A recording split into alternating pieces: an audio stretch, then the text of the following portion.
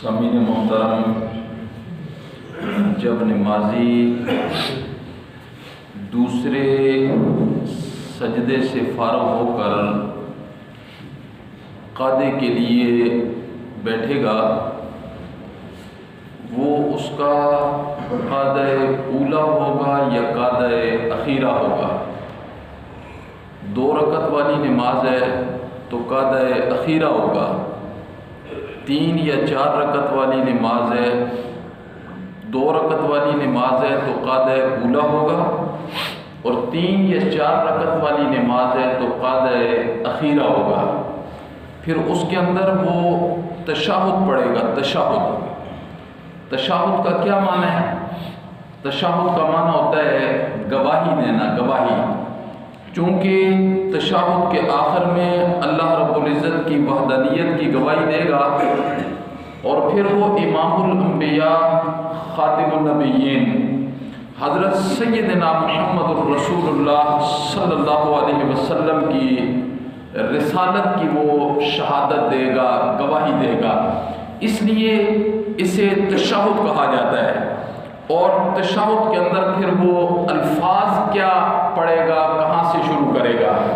الفاظ وہ یہاں سے شروع کرے گا، التحیات للہ والصلوات والطیبات، السلام علیک ایھا النبی ورحمۃ اللہ وبرکاتہ، السلام علینا وعلی عباد اللہ الصالحین، اشہد ان لا الہ الا اللہ واشہد ان محمدا عبدہ ورسولہ۔ جب امام الانبیاء معراج کے سفر پر گئے تو اپنے اللہ سے جب ملاقات کی تو اللہ رب العزت نے امام الانبیاء سے ارشاد فرمایا کہ میرے پیغمبر میرے لیے کیا چیز لے کر آئے ہیں؟ تو اللہ کے پیغمبر نے عرض کیا، اللہ میں 3 تحفے لے کر آیا ہوں، 3 تحفے۔ امام الانبیاء نے اللہ کی بارگاہ میں 3 تحفے پیش کیے، پھر اللہ رب العزت نے جواب میں بھی 3 تحفے پیش کیے، جواب تحفہ۔ ان میں جو امام الانبیاء نے پہلا تحفہ پیش کیا، میرے پیغمبر میرے لیے کیا لے کر آئے ہیں؟ امام الانبیاء نے فرمایا التحیات للہ، مولا میری قولی عبادتیں، زبانی عبادتیں للہ، مولا صرف اور صرف تیرے لیے ہے۔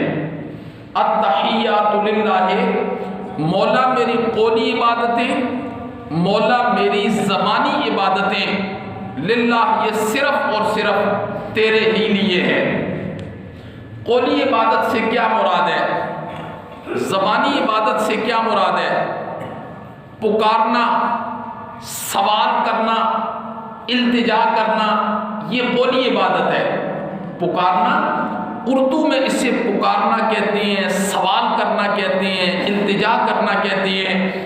عربی میں اسے کیا کہتے ہیں؟ دعا۔ عربی میں کیا کہتے ہیں؟ دعا۔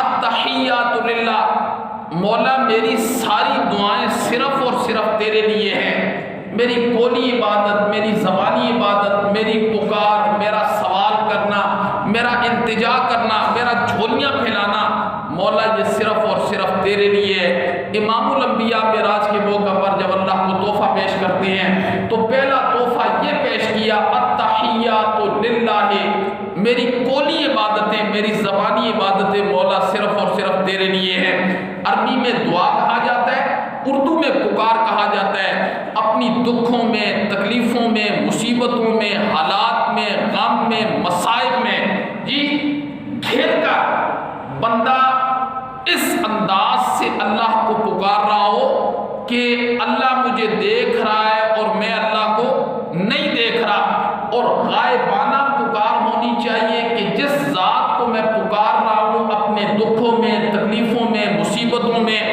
غموں میں، پریشانیوں میں، وہ ذات میری پکار کو سن رہی ہے، اور صرف سن ہی نہیں رہی بلکہ میری پکاروں کا جواب بھی دینے والی وہ ذات ہے۔ اسے کیا کہتے ہیں؟ اسے قولی عبادت کہتے ہیں، اسے زبانی عبادت کہتے ہیں، جس کے بارے میں امام الانبیاء نے فرمایا الدعاء هو العبادہ، دعا ہی اصل عبادت ہے۔ الدعاء هو العبادہ، دعا ہی اصل عبادت ہے۔ اور پھر ایک موقع پہ آپ نے ارشاد فرمایا الدعاء مخ العبادہ، دعا ساری عبادات کا مغز ہے، نچوڑ ہے، لب لباب ہے، خلاصہ ہے۔ الدعاء مخ العبادہ۔ اور حضرت عبداللہ ابن عباس رضی اللہ تعالیٰ عنہ کیا کہتے ہیں؟ حضرت عبداللہ ابن عباس فرماتے ہیں الدعاء افضل العبادہ، کہ دعا سب سے افضل عبادت ہے۔ پکارنا، اللہ سے مانگنا، زبانی اور قولی، التحیات للہ، مولا میری زبانی عبادت صرف اور صرف تیرے لیے ہے، میں پکاروں گا تو صرف تجھے پکاروں گا، میں مانگوں گا تو صرف تجھ سے مانگوں گا، التجا کروں گا تو صرف تیرے سامنے کروں گا، جھولیاں پھیلاؤں گا تو صرف تیرے سامنے جھولیاں پھیلاؤں گا۔ اللہ نے کیا فرمایا قرآن مجید کے اندر؟ وَقَالَ رَبُّكُمُ ادْعُونِي أَسْتَجِبْ لَكُمْ، آپ کے اللہ یہ کہہ رہے ہیں وَقَالَ رَبُّكُمُ ادْعُونِي، مجھ سے مانگا کرو، مجھ سے سوال کیا کرو، ادعونی، مجھے پکارا کرو، مجھ سے سوال کیا کرو۔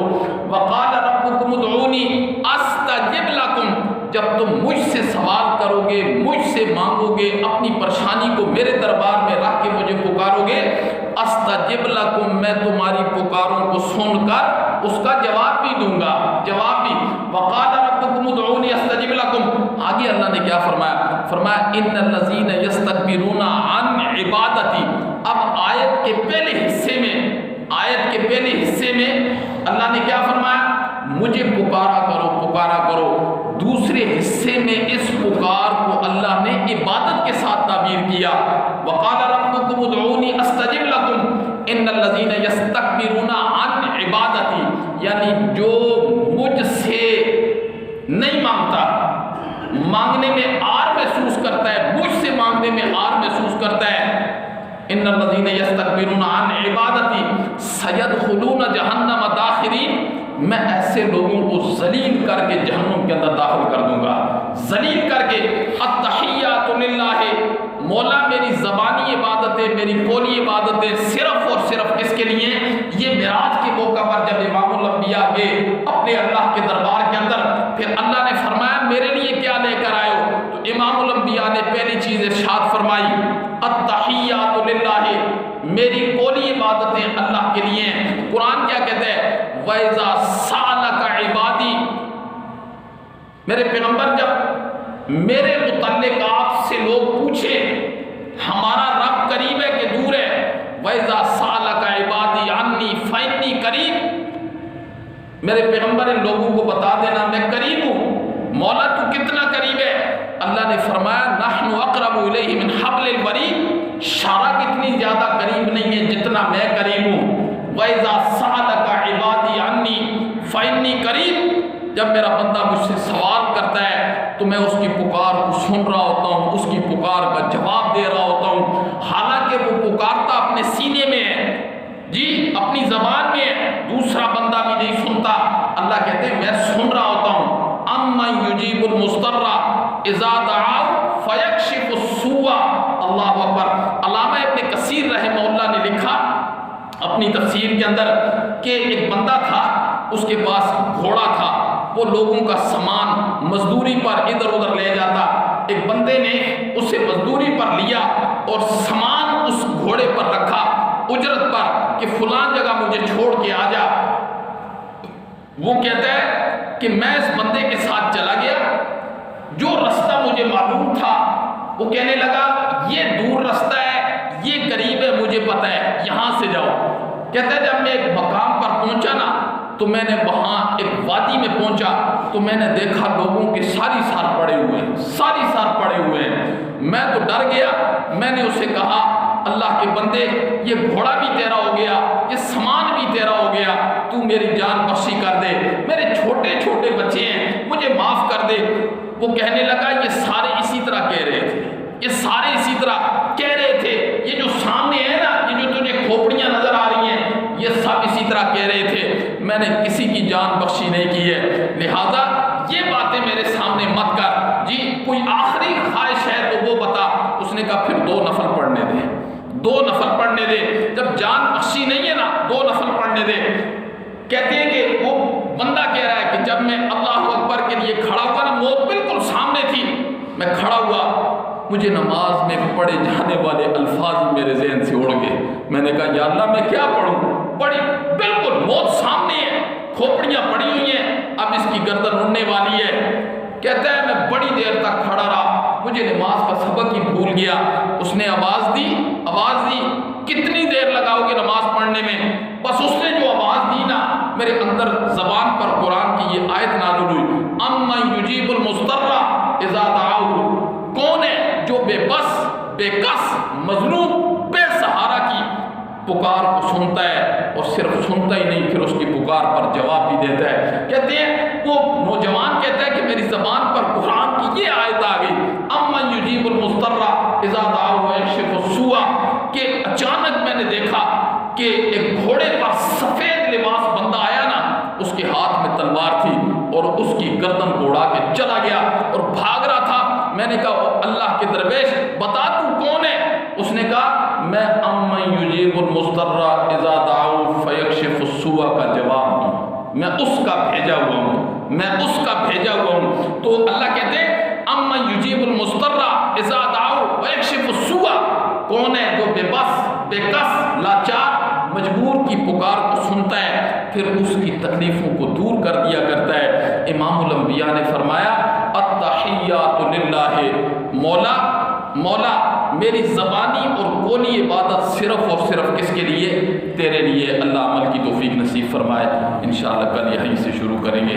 اللہ آپ سب کو اپنی حفظ و ایمان کے اندر رکھے۔ آپ اس پرفتن دور کے اندر قرآن مجید، اللہ کا قرآن اور حدیث سننے کے لیے اتنا وقت دیتے ہیں، آپ کا اللہ یہ بیٹھنا سننا قبول و منظور فرمائے۔ اس پرفتن دور کے اندر اللہ رب العزت آپ کی پریشانیوں کو دور فرمائے۔ جتنے حضرات پریشان آ رہے ہیں اللہ سب کی پریشانیوں کو دور فرمائے۔ ہمارے حاجی صاحب ہیں، ان کے لیے دعا کریں۔ ان کی ہمشیرہ کئی دنوں سے بڑی علیل ہیں، بیمار ہیں، تکلیف کے اندر ہیں، اللہ آسانی کا معاملہ فرمائے، اللہ انہیں بھی صحت نصیب فرمائے۔ اسی طرح ہمارے ایک اور دوست ہیں زاہد خورشید صاحب، وہ بھی کسی پریشانی کے اندر ہیں، ان کے لیے بھی دعا کریں۔ اللہ رب العزت ان کی پریشانیوں کو بھی دور فرمائے، اور جتنے پریشان حال لوگ ہیں، بیمار حال لوگ ہیں، مولا سب کی پریشانیوں کو، سب کی بیماریوں کو دور فرما، اور دنیا کی زندگی میں ہمیں قرآن اور حدیث کے ساتھ جڑے رہنے کی توفیق نصیب فرما۔ بڑا پرفتن دور ہے، مولا ان فتنوں سے ہماری حفاظت فرما۔ اللہم انت السلام و منک السلام، تبارک یا ذا الجلال والاکرام برحمتک۔